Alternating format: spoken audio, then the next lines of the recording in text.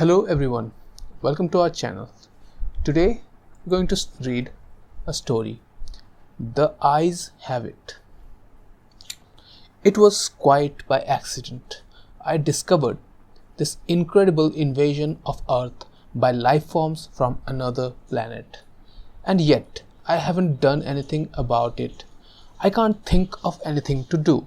I wrote to the government and they sent back a pamphlet on the repair and maintenance of frame houses. Anyhow, the whole thing is known.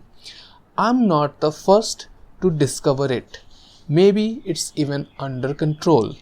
I was sitting in my easy chair, idly turning the pages of a paperbacked book someone had left on the bus, when I came across the reference that first put me on the trail.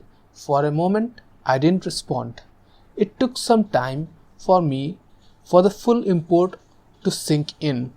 After I had comprehended, it seemed odd I hadn't noticed it right away. The reference was clearly to a non-human species of incredible properties, not indigenous to Earth.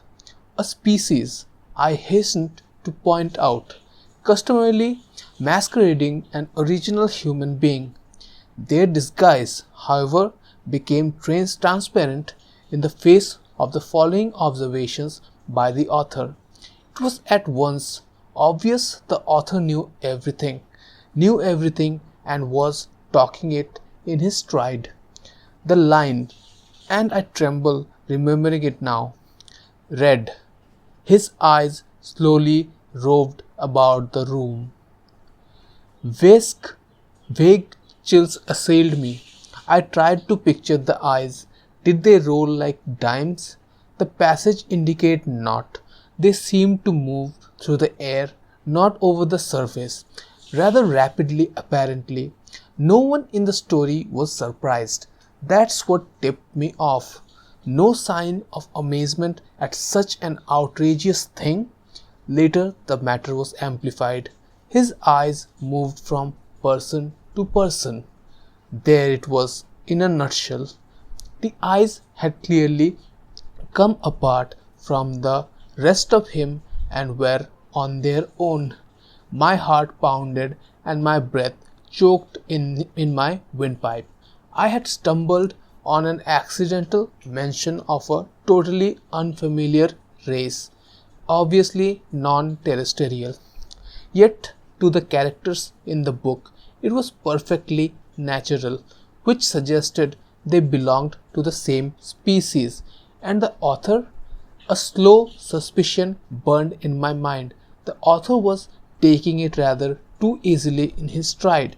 Evidently he felt this was quite a usual thing. He made absolutely no attempt to conceal this knowledge. The story continued. Presently his eyes fastened on Julia.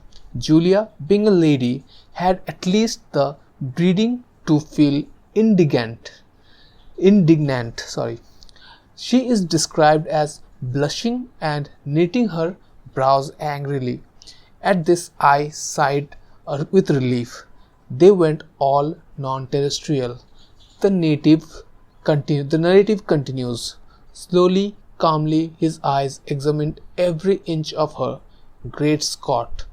But here the girl turned and stormed off, and the matter ended. I lay back in my chair, gasping with horror. My wife and family regarded me in wonder. "What's wrong, dear?" my wife asked. I couldn't tell her. Knowledge like this was too much for the ordinary run-of-the-mill person. I had to keep it to myself. "Nothing," I gasped. I leaped up, snatched the book, and hurried out of the room. In the garage, I continued reading. There was more. Trembling, I read the next revealing passage. He put his arm around Julia. Presently, she asked him if he would remove his arm. He immediately did so, with a smile. It's not said what was done with the arm after the fellow had removed it. Maybe it was left standing upright in the corner. Maybe it was thrown away. I don't care. In any case, the full meaning was there, staring me right in the face. He was a race of creatures capable of removing portions of their anatomy at will, eyes, arms, and maybe more. Without batting an eyelash, my knowledge of biology came in handy at this point. Obviously, they were simple beings, unicellular, some sort of primitive single cell things, being no more developed than starfish. Starfish can do the same thing, you know. I read on and come to this incredible revelation, tossed off coolly by the author without the faintest tremor.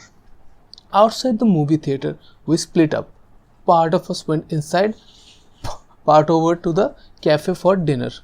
Binary fission, obviously, splitting in half and forming two entities. Probably each lower half went to the cafe, it being father, and the upper halves to the movie. I read on, hands shaking. I had really stumbled onto something here. My mind reeled as I made out the passage. I'm afraid there's no doubt about it. Poor Bibney had lost his head again. What which was followed by, and Bob says he has utterly no guts. Yet Bibney got around as well as the next person. The next person, however, was just as strange. He was soon described as totally lacking in brains. There was no doubt of the thing in the next passage. Julia, whom I had thought to be the one normal person, revealed herself as also being an alien life form, similar to the rest. Quite deliberately, Julia had given her heart to the young man. I didn't relate what the final disposition of the organ was, but I didn't really care. It was evident Julia had gone right on living in her usual manner, like all the others in the book, without heart, arms, eyes, brains, viscera, dividing up in two when the occasion demanded, without a qualm. Thereupon she gave him her hand. I sickened. The rascal now had her hand, as well as her heart. I shuddered to think what he had done with them. By this time he took her arm. No content to wait. He had to start dismantling her on her own.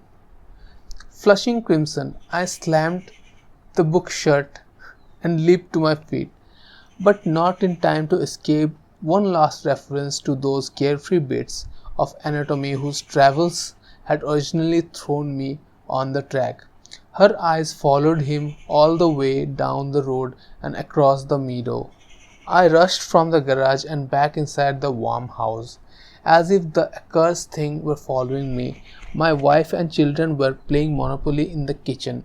I joined them and played with frantic fervor, brow feverish and teeth chattering. I had had enough of the thing. I want to hear no more about it. Let them come on. Let them invade Earth. I don't want to get mixed up in it. I have absolutely no stomach for it. So, hope you understood the story. In this, the author, on reading a fiction, on reading a story of some kind, reference metaphors with aliens.